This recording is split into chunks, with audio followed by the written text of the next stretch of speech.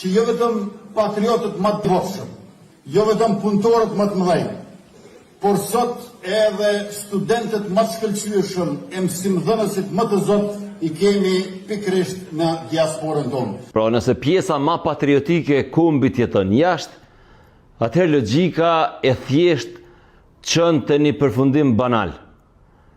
Ati ikim krejt, pemshelim këtë film, pishkymim dritat.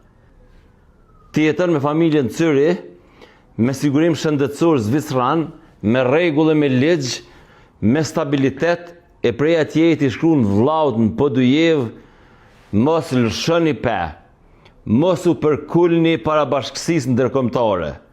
S'ka lidhje a ki sanksione a ju, s'ka problem.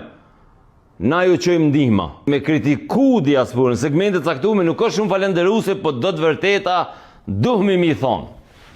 Aktualisht, rreth 35 anëtar të Kongresit Amerikan, ku janë 2 dhomat e tij, Senati dhe dhoma përfaqësuesve, janë me priordhje hebreje. 10 janë senator, e 25 tjerë janë në dhomën përfaqësuese. 2 figura qendrore më të fuqishme të politikës jashtme amerikane janë Steve Witkoff edhe Jared Kushner, të 2 hebrej.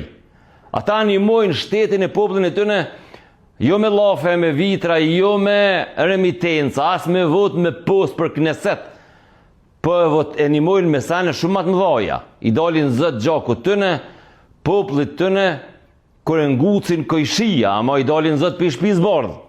E kisha marrë për bazë modelin e Izraelit, që drejt votës kanë veç ata qytetarë që kanë shtetësitë Kosovës, kurse votimi bëhet vetëm brenda territorit të Republikës Kosovës.